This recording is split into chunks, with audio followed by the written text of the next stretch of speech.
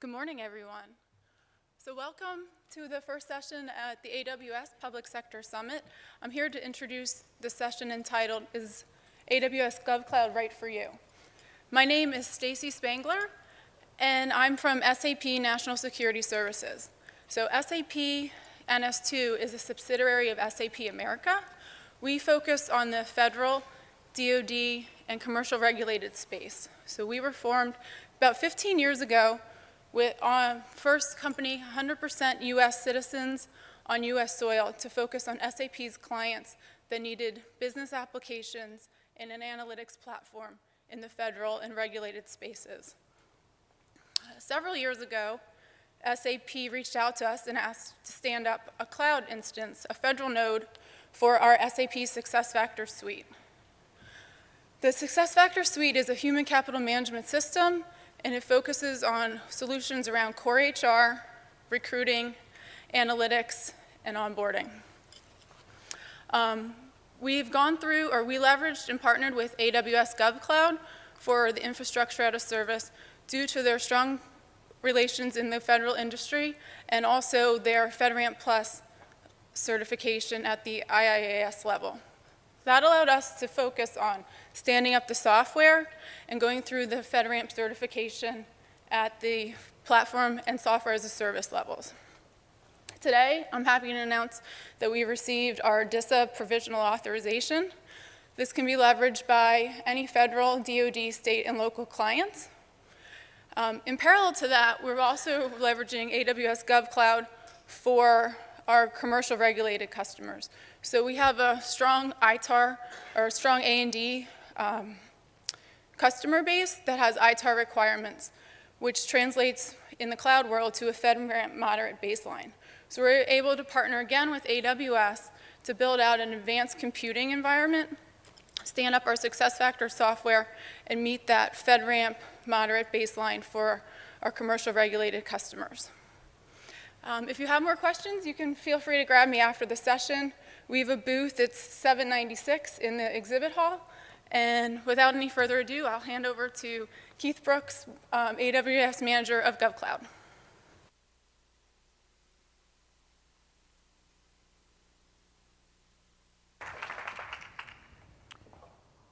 All right. Am I good to go? Can you guys hear me? Yes? So good morning. Good morning. I know it's early. It's not quite that early, right?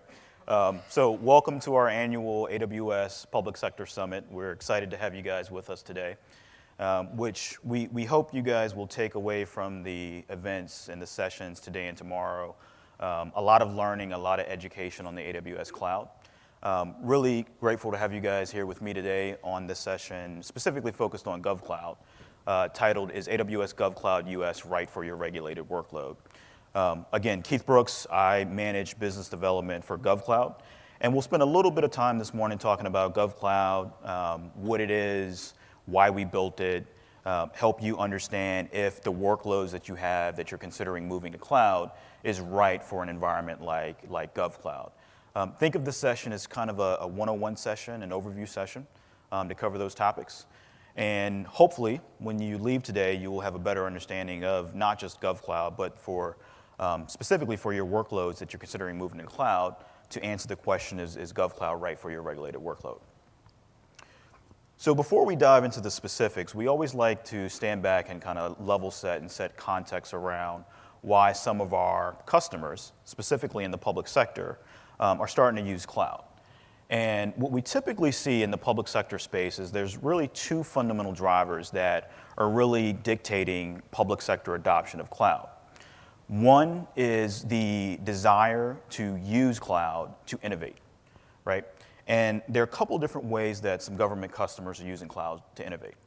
A lot of organizations are using it for disruptive innovation, right? So putting at their fingertips capability and functionality that otherwise they wouldn't have had to allow them to innovate and to build more capabilities on the cloud, right? Building applications, building systems, both business and mission critical systems, using cloud as the baseline to drive those organizations forward. Agility is also another reason that we see customers using the AWS cloud, right? So They not only have flexibility, but they can build systems faster, right? They can fail faster and hopefully succeed faster. And then once they succeed, iterate further to continue to deliver value to their customers, their citizens, and their constituents. We also see government agencies turning to cloud to evolve their capabilities, right? To bring 21st century technology at their fingertips, right? We fully believe that cloud is the future of computing, and we see a lot of public sector organizations leveraging cloud to modernize their environments and their IT applications as well. We also see organizations leveraging cloud to evolve the skill set of their workforce, right? So developers, administrators, DBAs, et cetera, right? So as we usher in the new paradigm of computing, leveraging cloud to build a workforce that's capable of delivering those applications and systems to their constituents as well.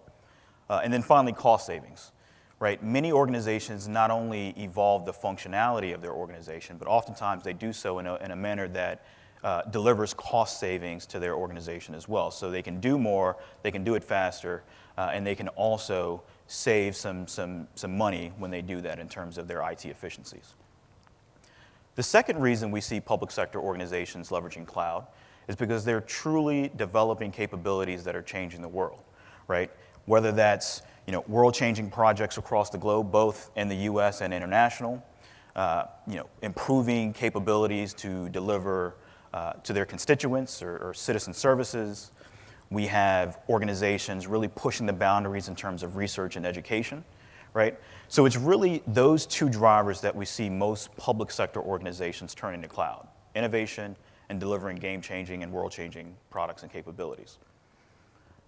But as we know, there are requirements that you have to factor in as a public sector entity when you're looking at cloud. And there are varying degrees of these requirements, right? So at the topmost level, you have federal government policies, U.S. government laws and regulations, security policies that not only restrict what you can do from an IT perspective, but they have implications to use of cloud as well. And below that, you also see the same thing at the department, at the agency, at the local organization level as well, right? Department and agency-specific policies that not only direct and influence how these government organizations can use IT, but the implications to cloud. We see the same thing at the state and local government level as well, right? Again, policies, requirements, regulations, compliance regimes that all, in some shape, form, or fashion, influence how these organizations use cloud.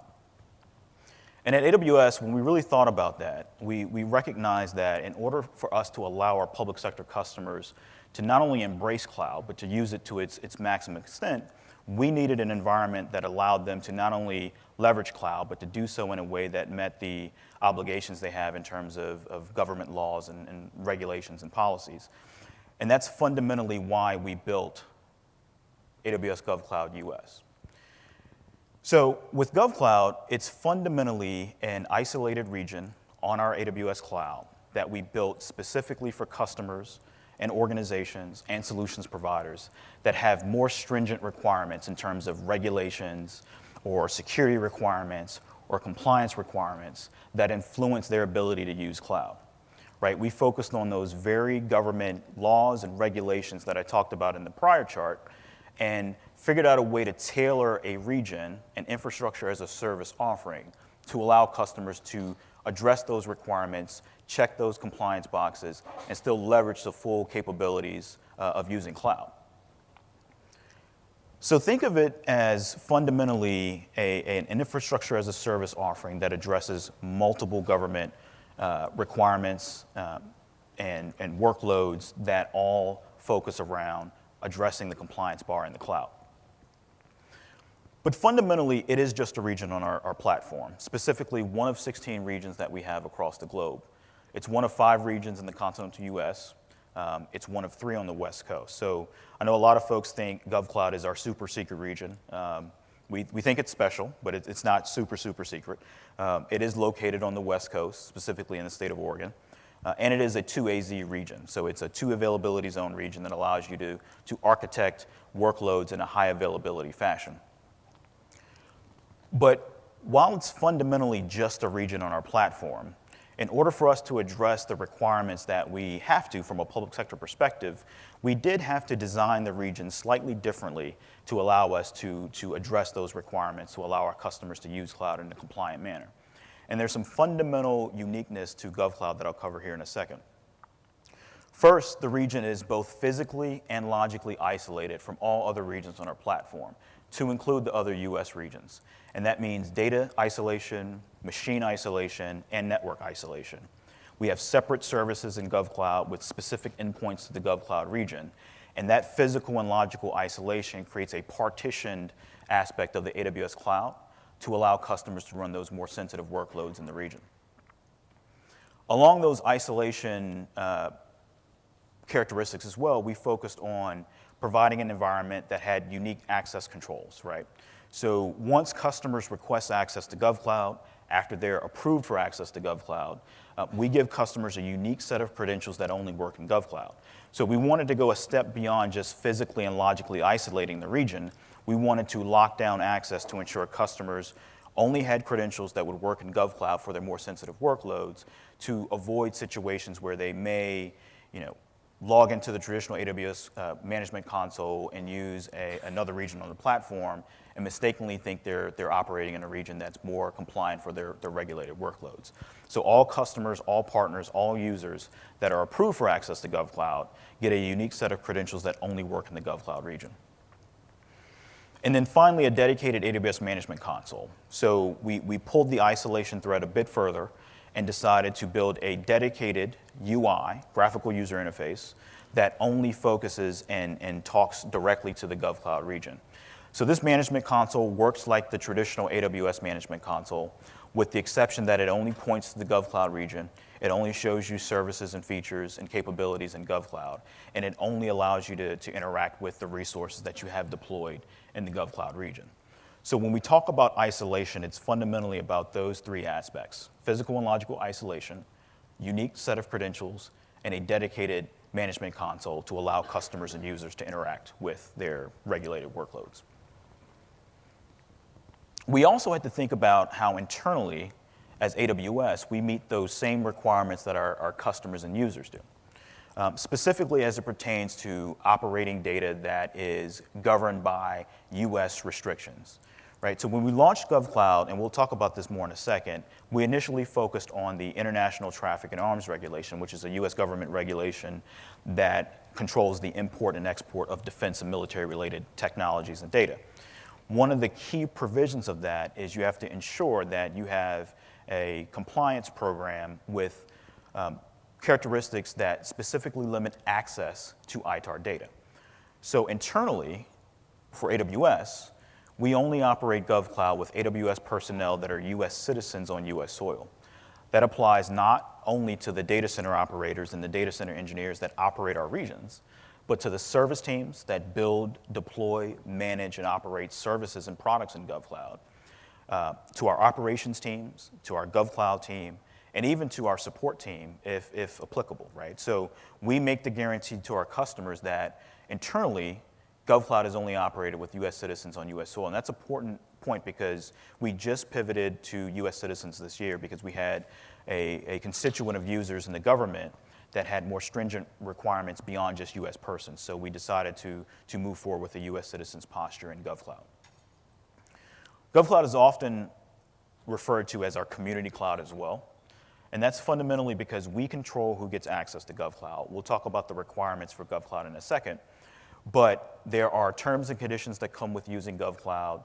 There's a vetting and verification process that all customers and users have to go through. And because of that process and because there's a front door before you can get into GovCloud, oftentimes you'll hear GovCloud being referred to as the AWS Community Cloud. Typically, like-minded customers, either government agencies or solutions providers or even firms in regulated industries that need the benefits and the features from a compliance perspective of GovCloud. And typically that results in like-minded users, relatively similar workloads, but the community aspect being the fact that we control who gets access, and the kind of commonalities across those customers usually lend a lot of folks to refer to GovCloud as the AWS Community Cloud. But fundamentally, GovCloud is all about compliance in the cloud. I talked about ITAR, which was really kind of the first compliance regime that we focused on to allow some of our defense customers and aerospace and defense contractors and solutions providers that were subject to the ITAR regulation to meet their import and export control requirements while still leveraging the cloud. But we didn't exclusively focus on ITAR. When we launched GovCloud in 2011, we recognized that we couldn't singularly focus on one regime.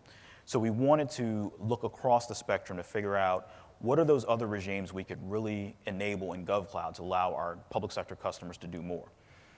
So after ITAR, we looked at FedRAMP, right, which is the Federal Risk and Authorization Management Program, right? And GovCloud is the AWS region that is authorized with a JAB ATO at the FedRAMP High level. So that gives organizations, whether they're government entities or solutions providers, the ability to meet FISMA low, moderate, and high requirements in the AWS cloud, right? So you can build mission critical and business critical applications that have FISMA requirements in the GovCloud region. We took a similar approach with DoD. So DoD has a regime that's called the DoD Cloud Security Requirements Guide, or SRG. And for the SRG, GovCloud is authorized at impact levels 2 and 4. That gives organizations the ability to move some of the most sensitive defense, unclassified defense workloads to the AWS cloud as well. Similar focal point with some of our customers that are in the justice and public safety space, where there's a security policy that's called the Criminal Justice Information Services Security Policy, which governs and regulates justice, law enforcement, and public safety data, right? So if you're an organization like the Department of Justice or the FBI, or if you're a contractor or solutions provider or a police department that has requirements around CJIS, GovCloud is our CJIS compliant region, so it unlocks those workloads, the ability to move to the cloud as well.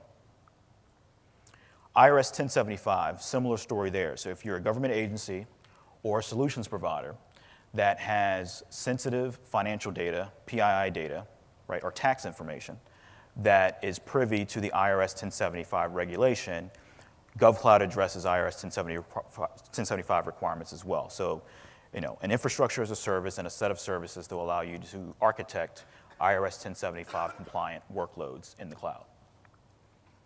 If you're a government agency or solutions provider, you oftentimes also have to meet FIPS requirements. And in GovCloud, we give customers the options of using FIPS 140-2 validated endpoints for our services. So if you're a government agency that is governed under FIPS for cryptographic requirements, we give you a set of services and a platform in GovCloud that allows you to address those requirements as well. Similar story for NIST, specifically Special Publication 853 and 800-171. So if you're a government agency dealing with sensitive government data, or you're a government contractor or defense contractor or a solutions provider that are running systems that are owned by the government but housed in non-government facilities, we give you a set of options and capabilities to allow you to address both 853 and 800-171 requirements in the cloud as well. Similar story for DFARS. So if you're a defense contractor and you're subject to DFARS regulations, you also have that ability to address your DFARS regulations in the AWS cloud as well. But you don't just get those 8 regimes. You get everything that we also offer customers in the traditional AWS cloud platform, right? So if you're a government agency or solutions provider that deals with sensitive health information, right?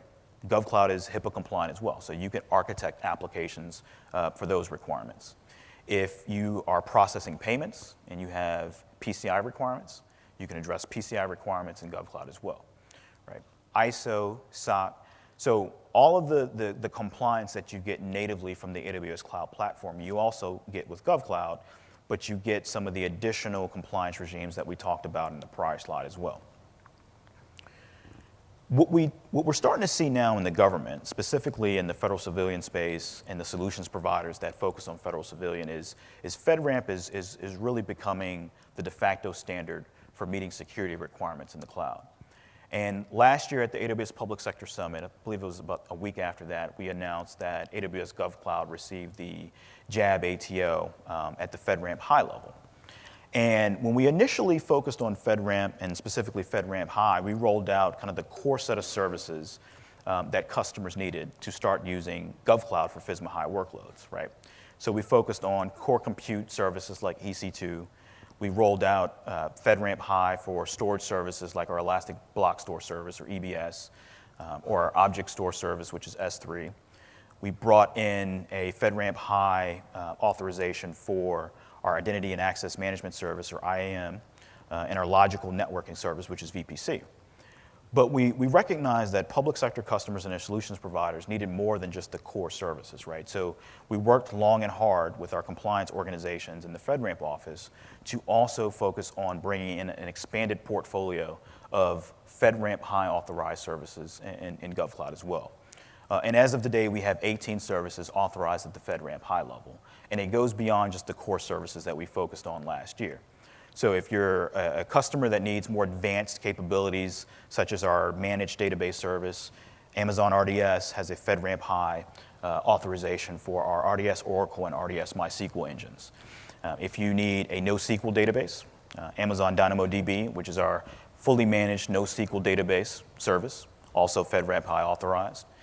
From an analytics perspective, Amazon EMR, as well as Amazon Redshift, which is our data warehousing service, fully managed, also authorized at the high level. But we also recognize that we needed to bring in some services that help customers architect and manage environments, right? So some utility services, as well as some of the turnkey services to help customers manage their environment and get additional visibility into their environment. So we brought in services like CloudTrail and CloudWatch Logs. Utility services like the simple queuing service, or the simple notification service, or the simple workflow service, which allows customers to orchestrate workloads across their applications.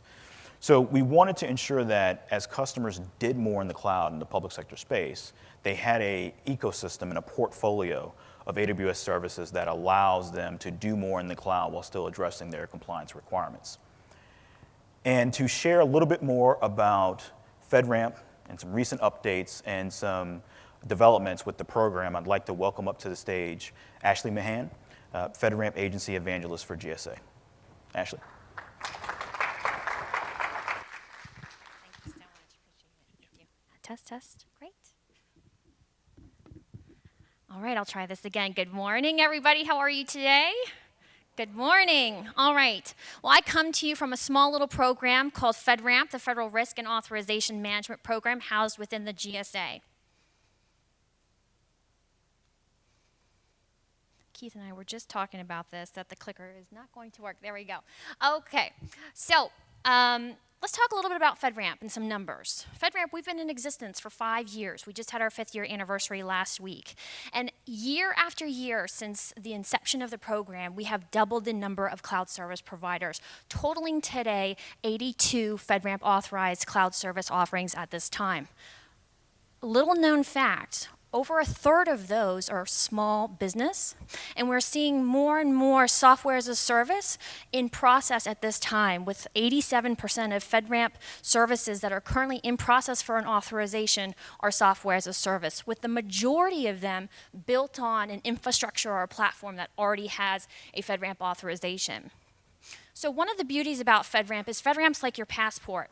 Once you go through this process initially, once you get that initial FedRAMP authorization, it can be reused from one agency to the next across the federal government. And that's done roughly 471 times, which means if you are a vendor, you obtain a FedRAMP authorization, on average, that authorization is used 5 times across the federal government.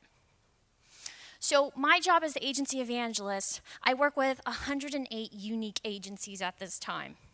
That's a lot of work, but I make my rounds throughout the year.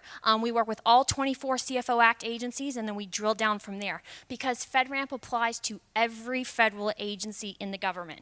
If you are using cloud, that cloud must be FedRAMP authorized. There's 155 cloud service providers, partners that we work with that are currently in the process of obtaining a FedRAMP authorization. They've obtained a designation called FedRAMP Ready, or they are currently authorized at this time. And then we have a unique group called the 3PAO. And this is the group that does the independent verification and validation. They go out and actually, they test these cloud environments to make sure that what they put in documentation actually exists and they are complying with all those requirements. So I'm about to talk to you about 3 strategic initiatives. The first one is FedRAMP Accelerated. So I have to be honest, since the inception of FedRAMP, authorizations for a JAB provisional authorization on average was about 6 months. But as time went on, that authorization timeline kept creeping up 12, 18 months. You know, and we figured at FedRAMP, you know, we've got to change. We've got to change the way that we work. And so based on customer feedback from agencies, from industry, from 3PAOs, we did exactly that. We thought outside the box, and we came up with a whole new way the JAB is going to be working with cloud service providers from now on. And one of the things that we did that was actually kind of instrumental in this process was something we initiated called FedRAMP Ready. And this is a designation, this is a process that a cloud service provider can undergo at day 1 to see how they marry up to the various FedRAMP requirements that are out there. And so it's something that's called a readiness assessment that would be completed. And that basically, it helps manage its expectations from a cloud service provider standpoint with what's required with FedRAMP. What we saw is that drastically helped manage expectations with the cloud service providers and what they needed to do to accomplish to obtain a FedRAMP authorization. Whether it be they needed to spend some extra time on working on internal policies and procedures, or if they found things on the back end that they had to fix before, like multi-factor or FIPS 140-2 encryption, before they came to the starting gate to begin the authorization process. So with that said, we trialed this new process out and successfully had 2 vendors, Cloud.gov and Microsoft CRM Online, actually obtain a FedRAMP authorization in less than 15 weeks. So that was a drastic shift from 12, 18-month timeline to a little over 15 weeks. The next strategic initiative I'd like to talk about is actually the FedRAMP High baseline. And as you mentioned from Keith, our host here is one of 3 vendors at this time that have obtained the FedRAMP High baseline for their GovCloud environment. And what we heard when we were doing all this customer feedback was there were data sets out there on in the unclassified world that agencies wanted to use cloud for. And so predominantly for the first 4 years of FedRAMP, we were focused on low and moderate systems. So we got together with the CIO Council, OMB, the DoD, DHS, GSA CIOs, and we put together this high framework. So it addresses the confidentiality, the availability, and the integrity at that high watermark. And this actually on the left-hand side, you can see that the customer set that we found that typically had the use case or these types of data sets were DoD, VA, DHS, DOJ, and HHS. And then you can see a couple of others in there as well. But this data was incredibly sensitive. It related to life, limb, or financial ruin if this information did get out. So with that time, at this time, like I mentioned, there are 3 vendors that currently have this, and one of which is Amazon. And then finally, the last strategic initiative, this is FedRAMP Tailored.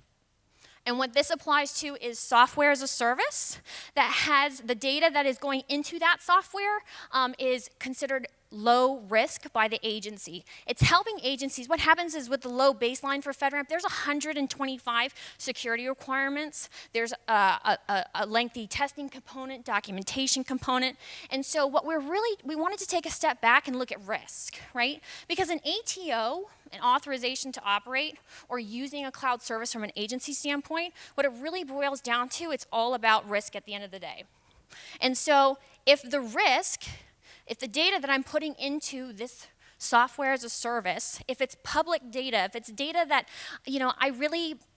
if it was compromised in some way, no one would want to put it on the front page of any newspaper out there. I mean, heck, it wouldn't even make the style section, right? So, this is the type of data that we're talking about here. And the little pictorial that I have down here is what we relate is the Huffy bike versus the Cadillac Escalade, if you will. So, your Cadillac Escalade, you can go cross country. You can put your family in it. You can live in your Cadillac Escalade, if you will. And there's multiple layers of defense, right? You typically would have an alarm system on the car. You'd put it in a garage. There'd be an alarm system on your garage, right? So multi-layers of defense because the risk and what that Cadillac Escalade is doing has a lot of impact, right? Huffy bike, on the other hand, you might be going to the store. You might, go for a little ride around the neighborhood with the Huffy bike, and all you need to really secure that is a U-lock, right? So the risk, if that was compromised, if that was lost, the impact of that isn't as devastating as the SUV. So with that said, I just wanted to thank everybody for having me today. Thank our host for having me today. FedRAMP, we are here, and we've been evolving. We've been listening to our customers, and we are going to continuing to do so.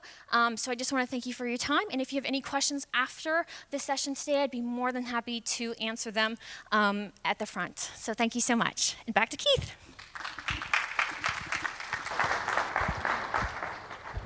Thank you.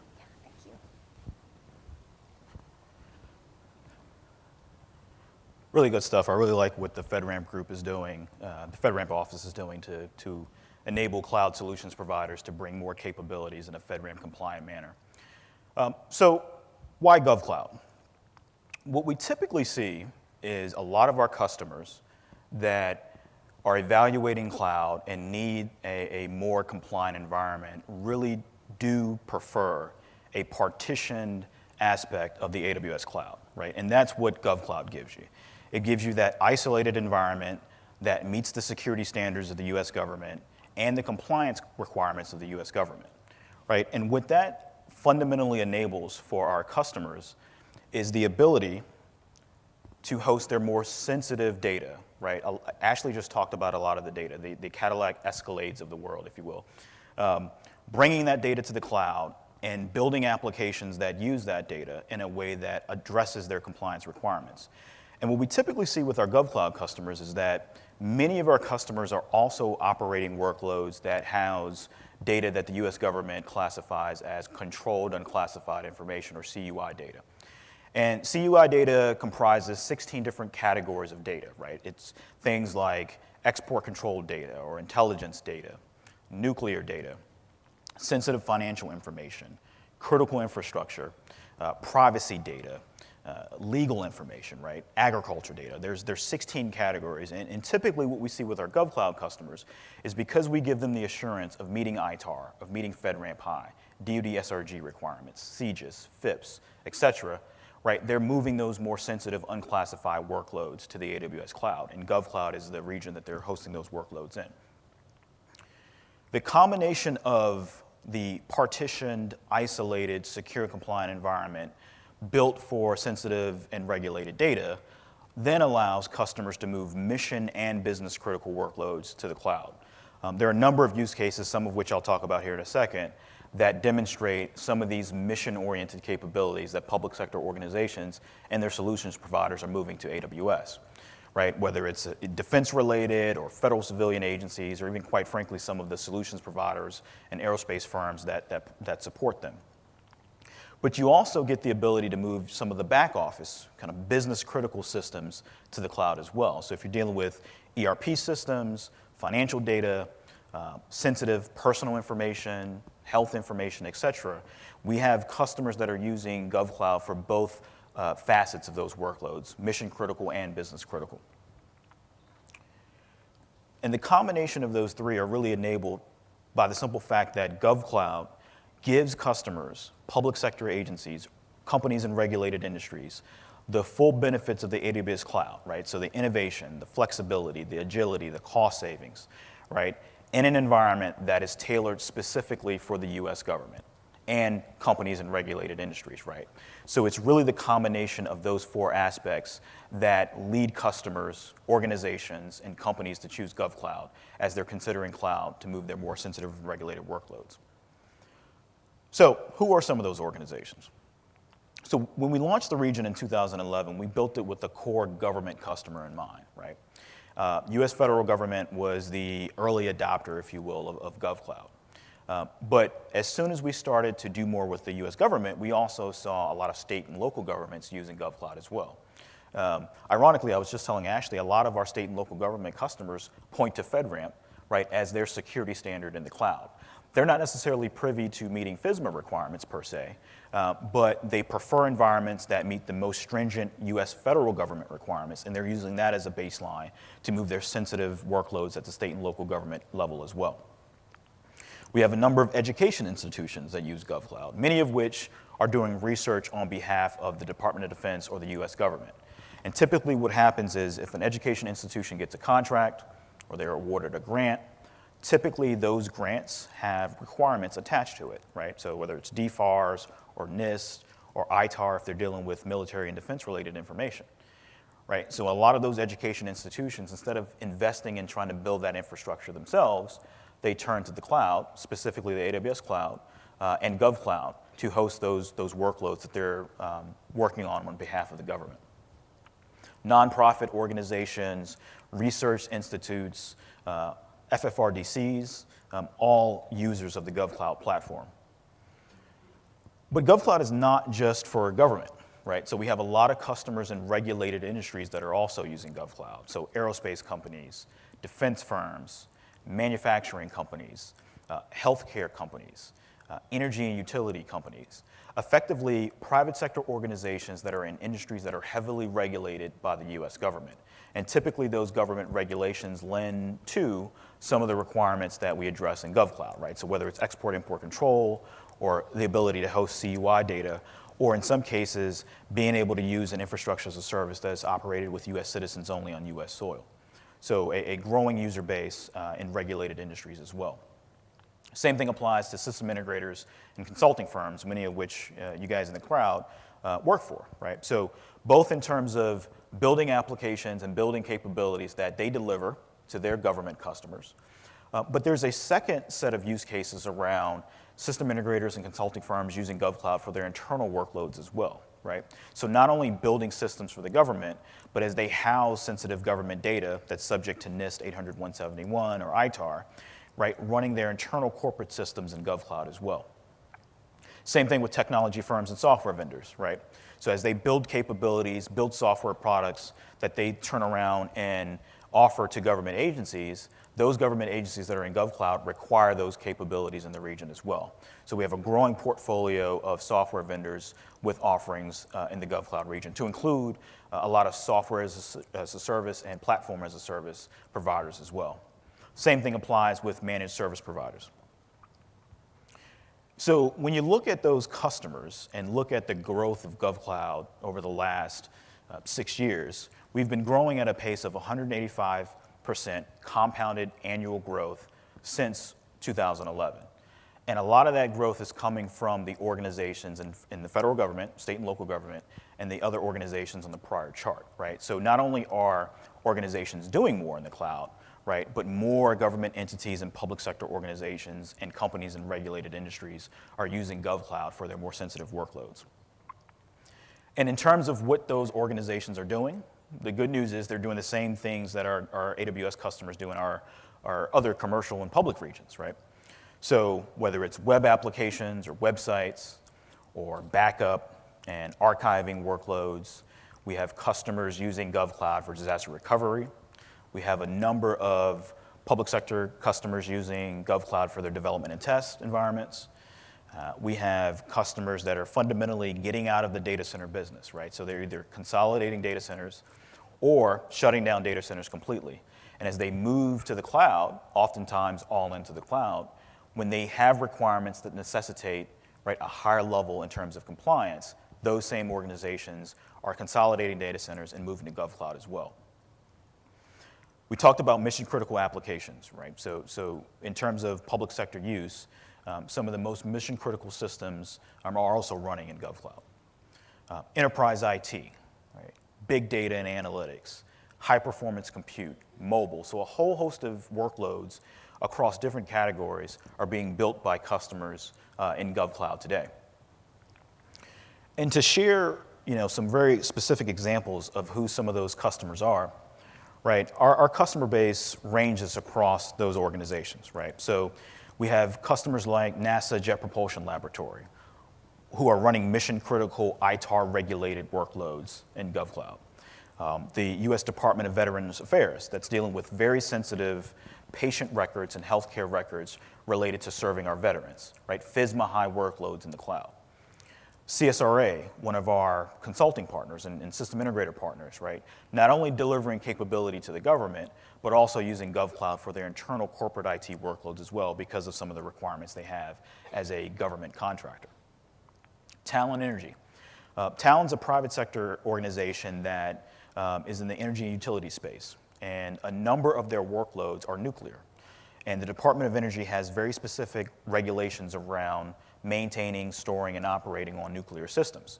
And as Talon Energy embarked upon their journey to the cloud, for their nuclear regulated workloads, they turned to GovCloud for that, right? So a really good and really interesting use case of using our traditional AWS platform in tandem with AWS GovCloud for the more sensitive aspects of their applications. The Defense Digital Service and the U.S. Air Force, again, right, impact level 4 and 5 systems, right, being built in GovCloud and operated in GovCloud. FigMD, healthcare analytics, so sensitive healthcare data, whether it's in support of government workloads, hospitals, or clinics, right? If they have requirements around CUI data or HIPAA, right, and they want the environment that's partitioned and segmented to address those compliance requirements, they're also GovCloud users. Blackboard, which operates a learning platform, software as a service offering, hosted in GovCloud, allowing them to serve their defense and federal civilian customers that need learning, but learning in an environment that addresses their compliance requirements. Cloud.gov, as Ashley mentioned, right, a platform as a service built by the government to help other government agencies embark upon their journey to the cloud. And software companies and startups like Druva, which offers an endpoint protection software as a service that allow public sector customers and those in regulated industries to back up data securely to the cloud, right? So a whole host of different users for our GovCloud region, all with the common thread of needing an environment that addresses their compliance requirements in the cloud. So in terms of requirements for access, right, 3 fundamental requirements. 1, the account holder, or the person that's actually requesting access to GovCloud on behalf of their organization, must be a U.S. person, right? And we use the United States State Department definition of U.S. person, which is either a U.S. citizen or a U.S. green card holder. Second requirement, that individual must work for either a government agency, U.S. government agency, or an entity that's incorporated to do business in the U.S. and physically located on U.S. soil. So 2 core requirements, U.S. person, U.S. entity on U.S. soil. And then there's a third requirement around export control. So neither the individual nor the organization that they work for can be barred from handling export control data, right? So as part of the onboarding process to GovCloud, we actually run verification and validation checks to ensure that there's no export control violations on file for either the individual or the organization.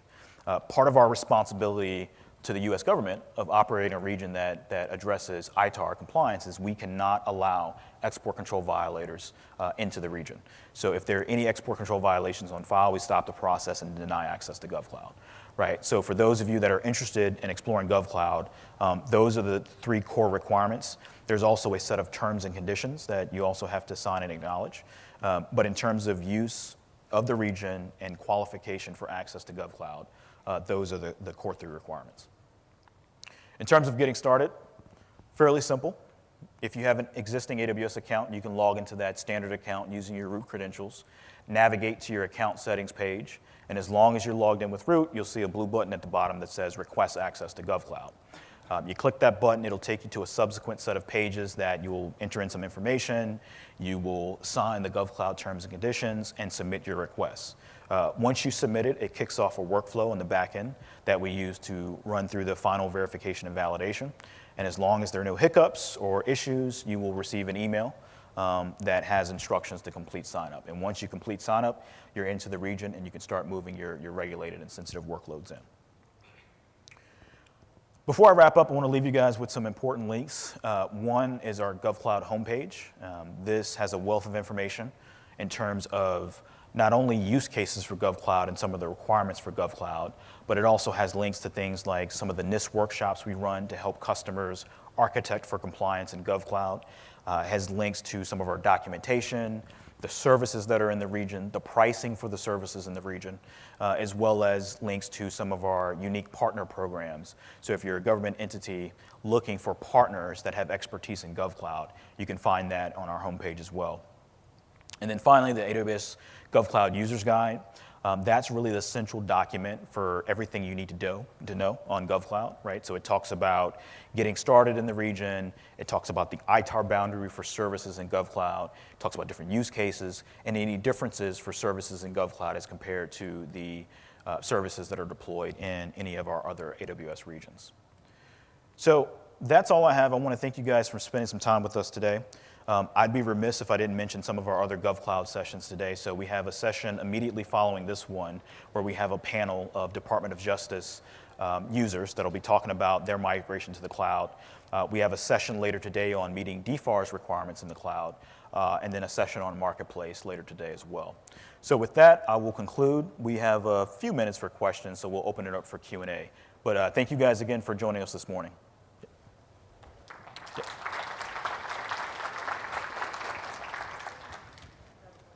Yep. Right now, GovCloud is located in a region in the West Coast. Yes. And there's talk about expanding regions around the country. Is there a schedule or any update, anything on that? Yeah, so we take our customers' inputs and feedback very seriously, and we have had customers inquire about the addition of another GovCloud region. What I will say to that is make sure you're in the keynote today. There may be some news on that. Okay? Okay. Yes? Is there a roadmap as to what services are coming up in the next year in GovCloud? Yeah, so we don't. So the question is there a roadmap around what services are coming into GovCloud? So we don't publicly publish a roadmap, but let's connect offline, and there could be some discussions we can have. But again, to the earlier point, the way we derive the roadmap for GovCloud is we take input from our customers and partners. So we're always looking for that input. So if there are specific services or capabilities that you need in GovCloud, definitely let us know. A great example of that is, I don't know if you guys have been paying attention, but for the last 2 months, we've really rolled out some pretty significant services in the GovCloud. Lambda, hardware MFA, code deploy, Amazon Recognition, our image analysis service launched yesterday. Those services all launched in GovCloud because customers said they needed them. So I'm really interested in talking to you to see if we are. It's just we don't publicly disclose that, so we can talk offline and see if that. Any other questions? All right, so it looks like folks are coming in for the next session. Thank you guys again for joining.